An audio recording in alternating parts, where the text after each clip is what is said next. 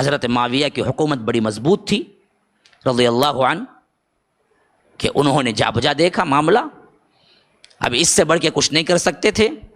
تو تھوڑی دیر کے لیے خاموشی اختیار کی۔ پھر 60 ہجری میں حضرت معاویہ کی وفات ہو گئی اور ان کا بیٹا یزید امیر المومنین بن گیا۔ اور یزید کے بارے میں بہت سے لوگ پہلے سے ہی کیا تھے، معاملہ اختلافی تھا کہ یہ وہ منصب کا اہل ہے یا نہیں ہے، اور موقع اچھی طرح مل گیا۔ یہی وہ وقت تھا جس میں ان بدبختوں نے، شیعوں نے کیا کیا، کوفے کے اندر حضرت حسین کو بلانا شروع کر دیا، جو کہ وہ مدینے میں تھے۔ کہا کہ آپ کے باپ کی خلافت اصل میں آپ حقدار ہیں، اور جو آپ کے بھائی چھوڑ کے دیے یہ بہت بڑی غلطی تھی، اور آج اگر آپ ہمارے پاس آ جائیں گے تو ہم اپنے جان پہ کھیل کے آپ کی مدد کریں گے اور یزید کا تختہ الٹا دیں گے۔ حضرت حسن نے جس وقت وفات پائی، اس وقت گویا کہ وصیت کر کے گئے تھے حضرت حسین کو کہ دیکھو تم میرے چھوٹے بھائی ہو، جس طرح ان لوگوں نے مسلمانوں میں لڑانے کے لیے مجھے بیچ میں لایا، کوشش کی، نہیں ہوا تو زہر دیا، اور میں زہر سے مر رہا ہوں، مجھے معلوم ہو رہا ہے، اور یاد رکھو تمہارے ساتھ بھی یہی کھیل کھیلیں گے، تم ان کے ساتھ نہ ملنا۔ لیکن ان بدبختوں نے ایسا ماحول تیار کیا، خطوط پہ خطوط لکھے، ہر دن ایک ایک دن 50 خط آتے تھے، اور معافیوں تلافیوں کے کہ ہم نے کیا کیا، غلطی کر دی، معاف کر دیجئے، حضرت علی کو ہم صحیح طور پر سپورٹ نہ کر سکے، لیکن اگر آج آپ آ جائیں گے تو ہم کیا ہیں، اپنے جانوں پہ کھیل کے آپ کو سپورٹ کریں گے۔ تو ان خطوں کی وجہ سے، ان بلاؤں کی وجہ سے حضرت حسین آخر مان گئے، سفر اختیار کیا، مدینے سے نکلے، مکہ آئے، مکے میں اہل و عیال جتنے بھی لوگ تھے ان کو لیا، جو کہ کل 80 سے زیادہ لوگ تھے، بس بچے بھی تھے اس میں، عورتیں بھی تھی، سب تھے، لے کے نکل گئے کوفے کی طرف۔ راستے میں کربلا پڑتا تھا، جہاں یہ نکلے وہاں عبید اللہ ابن زیاد آیا۔ یہ بدبخت ترین شخص، ایسا ظالم تھا جو خلافت امیہ کی طرف سے گورنر بن کے آیا تھا، یزید کی طرف سے، اور ایسا بدبخت تھا کسی کو قتل کرنے پہ شکتا ہی نہیں تھا۔ جب اس نے دیکھا کہ بہت سے لوگ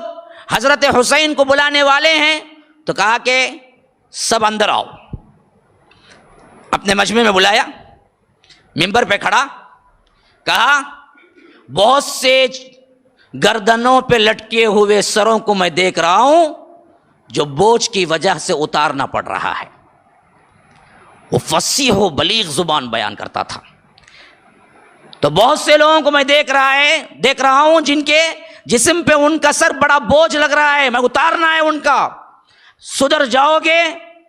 تو میں تمہیں بخشوں گا، اگر پھر تم نے کوئی لیٹر لکھا یا معلوم ہوا کہ کوئی ساز باز کی ہے حضرت حسین سے تو میں اس کے خاندان کو بھی اڑا دوں گا۔ تو بعض مسخرے تھے جنہوں نے کیا کیا کہ کنکریاں ماری، عبید اللہ ابن زیاد کو کیا ہے، کنکریاں ماری، جو گورنر بن کے آیا تھا۔ اس نے کہا کہ اچھا میرے سے بھی وہی کھلواڑ کرتے ہو جو اس سے پہلے گورنروں سے کرتے رہے۔ کہا کہ اپنے سپاہیوں کو حکم دیا کہ سب کے دروازے بند کرو، مسجد کے جتنے دروازے ہیں، جو اس وقت شاہی محل کی طرح بہت بڑی مسجد تھی، تو سب کے دروازے بند کروایا، اور کہا کہ آؤ ایک ایک آئے، قسم اللہ کی اٹھا کے کہے کہ میں نے کنکری نہیں ماری 3 مرتبہ، اگر ماری ہو تو مجھ پر اللہ کی لعنت ہے۔ تو جب یہ بولے گا تو میں باہر بھیجوں گا۔ بولنے میں ذرا سا ہچکچایا، گردن اڑا دو۔ ایسے ایک ایک کر کے بلاتا تھا۔ تھوڑے سے بھی جو حضرت حسین کی طرف رغبت رکھتے تھے اور یہ قسم کھانے میں ذرا سا بھی تردد کرتے تھے، کہتا تھا گردن اڑاؤ۔ ایسے کئیوں کے لاش کے انبار لگ گئے مسجد کے باہر، پہلا دن تھا اس کی گورنری کا۔ وہ تو ایسی دھاگ بیٹھی ان بدبختوں کے، جو کہ کیا ہمیشہ سے کیا تھے، بزدل تھے، یہودی تھے، جو بعد میں شیعہ بنے۔ تو انہوں نے پورا عبید اللہ ابن زیاد کی بات ماننے کا عہد کر لیا اور کہا کہ ہمارے سے کوئی تعلق حضرت حسین کا نہیں ہے۔ اور جب حضرت حسین کربلا میں پہنچے تو فوج بنا کے، انہی کی فوج بنا کے بھیجا کہ جاؤ لڑو، اگر تم سچے ہو تو جاؤ، جن کو تم نے بلایا خطوط دے کے، جاؤ انہی سے لڑ کے دکھاؤ۔ اب عبید اللہ ابن زیاد سے ایسے ڈرے ہوئے تھے بدبخت یہ جنہوں نے خطوط دے دے کے بلایا کہ آپ آؤ ہم سپورٹ کرتے، آپ آؤ ہم سپورٹ کرتے، آپ آؤ ہم سپورٹ کرتے، وہی پورے لشکر میں دشمن بن کے حضرت حسین کے سامنے کھڑے ہوئے تھے کربلا کے میدان میں۔ حضرت حسین نے کہا کہ فلاں، تو فلاں نہیں ہے، تو فلاں نہیں ہے، تو فلاں نہیں ہے، ٹھہر۔ اندر گئے خیمے میں، انبار تھا، خطوں کا انبار تھا جو ایک بالکل موٹے میں بھرا ہوا تھا، لا کے حضرت علی نے فوج کے سامنے انڈیل دیا۔ کہا کہ جو نام تو نے بتایا ہے، کیا ان ناموں کی سگنیچر نیچے نہیں ہے کہ بدبختو تم نے مجھے بلایا؟ کہا کہ ہم نے کوئی نہیں بلایا آپ کو، ہم تو کیا ہیں، زیاد کے وفادار ہیں، آپ یا تو اس کے ہاں چلیے یا نہیں تو جنگ کے لیے تیار ہو جائیے۔ حضرت حسین نے کہا کہ نبوت کے خاندان کا ہوں، کبھی ذلت برداشت نہیں کر سکتا، عبید اللہ ابن زیاد کے پاس پہنچ کے بیعت کرنا یہ میری سب سے بڑی تذلیل ہے، میں یہ تو نہیں کر سکتا۔ ہاں دوسرا آپشن دو، مجھے واپس جانے کو بولو، میں مکہ چلے جاتا ہوں، یا نہیں تو مجھے سیدھے یزید کے پاس پہنچا دو، میں اور یزید بات کر لیتے ہیں، یا نہیں تو کسی ساحل پہ پہنچا دو، کسی بارڈر پہ پہنچا دو اسلامی حکومت کا جہاں جنگ ہو رہی ہو، اور میں کافروں سے قتال کرتے ہوئے اللہ کے راستے میں شہید ہو جاتا ہوں۔ کہا کہ یہ تینوں ریکویسٹ ہم نہیں مانتے، ہم ایک ہی بات کہتے ہیں کہ آپ قیدی بن کے چلے عبید اللہ ابن زیاد کے پاس، یا نہیں تو ہم آپ سے جنگ کریں گے۔ حضرت حسین نے کہا کہ یہ برداشت نہیں کر سکتا میں کہ آج کا آنے والا وہ بھی ہے جو اموی خلافت کا کیا ہے، ظالم ایک گورنر ہے، اس کے آگے میں ہاتھ بن کے کھڑا ہونا یہ میری تذلیل ہے، میں نہیں آ سکتا۔ تو آخرکار یہی بدبختوں نے جنہوں نے بلایا حضرت حسین سے قتال کیا اور حضرت حسین کو مارا، اور یہاں تک ظلم دشمنی نکالی کہ اللہ کے رسول صلی اللہ علیہ وسلم کے نواسے کو الگ دھڑ الگ سر کیا، اور دھڑ کو جسم کو گھوڑوں کے سموں تلے رون دیا، اور خالی سر کو تھیلے میں ڈال کر ابن زیاد کے محل میں پہنچایا، اور کہا کہ جس کو تم مانگتے تھے آج ہم لا کے ثبوت واضح کر دیے کہ ہم تیرے وفادار ہیں، ہم حسین کے وفادار نہیں ہیں۔ بدبخت نے روایتوں میں آتا ہے کہ حضرت حسین کے لبوں پہ چھڑی ماری عبید اللہ ابن زیاد نے، کہ اس وقت ایک صحابی موجود تھے، کھڑے ہو گئے، کہا کہ بدبخت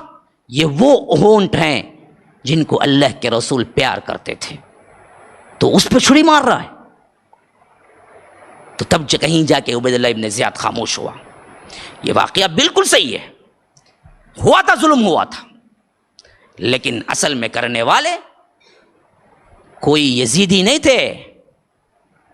مسئلہ سب انہی کا تھا، انہی بدبختوں نے مارا۔ اور جب یہ معاملہ ہو گیا، حضرت حسین شہید ہو گئے کربلا میں، یہ نیوز پھیلی، جو صحابہ جہاں بھی تھے دنگ رہ گئے، اتنا بڑا حادثہ ہو گیا، نواسہ رسول کو قتل کر دیا گیا، اور خاندان کو مٹا دیا گیا، بچوں کو بھی چھوڑا نہیں گیا۔ اور اس کے بعد ایک ایسا ولولہ اٹھا، ایک ایسا جذبہ اٹھا مسلمانوں میں، جو کہ یزید جو اس وقت تھا اس کے نام سے ایک طرح کی نفرت، کہ اس کے دور، حالانکہ یزید نے نہ حکم دیا تھا نہ یزید کے ایما پہ قتل ہوا تھا، یزید کو پتہ بھی نہیں تھا کیا ہوا تھا۔ یزید کو اس وقت پتہ چلا جب کہ خاندان کے بچے کچھ افراد سفر کرتے ہوئے جب شام پہنچے تو تب معلوم ہوا تھا حضرت حسین قتل ہو گئے۔ اور روایتوں میں آتا ہے کہ اس نے رویا تھا، پشیمانی کی تھی، کہا تھا کہ بدبخت عبید اللہ ابن زیاد نے میرے حکم کے بغیر یہ کام کر دیا، اگر مجھ سے پوچھا ہوتا تو میں کبھی قتل کرنے کا حکم نہ دیتا، میں مٹ کے بیٹھ کے بات کر لیتے اگر کچھ مسئلہ ہوتا۔ تو اس میں یزید کا اتنا بڑا ہاتھ تھا ہی نہیں، جو کہ خلافت اور تاریخ میں ہمیں لا کے بتایا گیا اہل سنت کے سامنے کہ ایسا ہو گیا کہ سب سے بڑی گالی ہمارے ہاں یزید ہو گئی۔ کہہ رہے تو یزید کے سرکہ ہے، بولے تو انہیں پریشان ہو جاتا، حالانکہ اس کا مسئلہ ہی نہیں تھا، وہ مسئلہ سب وہی شیعہ نے علیوں کا تھا، جنہوں نے حضرت علی کو مروانے میں بھی ہاتھ دیا، اسی طرح حضرت حسن کو مروانے میں بھی ہاتھ دیا، اور اسی طرح حضرت حسین کے مروانے میں بھی یہی بدبخت آئے تھے، انہوں نے ہی قتل کیا تھا۔ اور آخر جب پلٹ کے آئے تو نعرے بلند کرنے لگے، وقت گزرتا گیا تو مرثیہ خوانی کرنے لگے،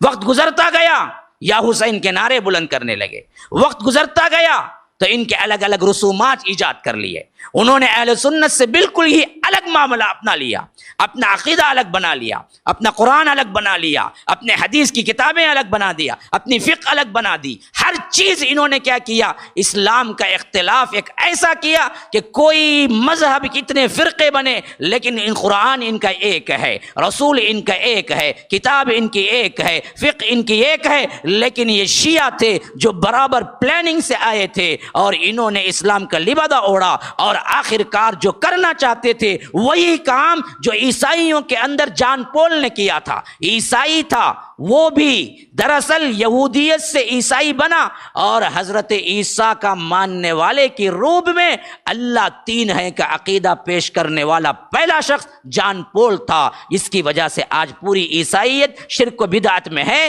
بالکل یہی معاملہ مسلم امت کے ساتھ کوئی کرنے والا تھا تو وہ یہودی تھا جو عبداللہ ابن سبا نے آ کے حضرت علی کو اللہ کا لبادہ اڑایا اور آگے چل کے الگ ایک مذہب کریٹ کر ڈالا جس کی کتاب الگ، جس کے جز الگ، جس کے پارے الگ. قرآن کے ان کے پاس 40 جز ہیں، روزہ الگ، مغرب کے بعد کھلتا ہے، امام الگ. ان کے لیے نبوت کا معاملہ، امامت بڑھ گیا، نبوت کم ہو گئی. ان کے امام نبیوں سے بھی آگے بڑھ گئے، حضرت علی اللہ کے رسول سے بھی آگے بڑھ گئے. پنجتن پاک کا نعرہ لگایا گیا، حضرت حسن، حضرت حسین، حضرت فاطمہ، حضرت علی اللہ کے رسول، اس کے علاوہ سب صحابہ جہنمی کا نعرہ لگایا گیا. اور یہ پنجے سنیوں کے ہاتھوں بٹھائے گئے لیکن اندر رکھنے والے سب کے سب شیعہ تھے.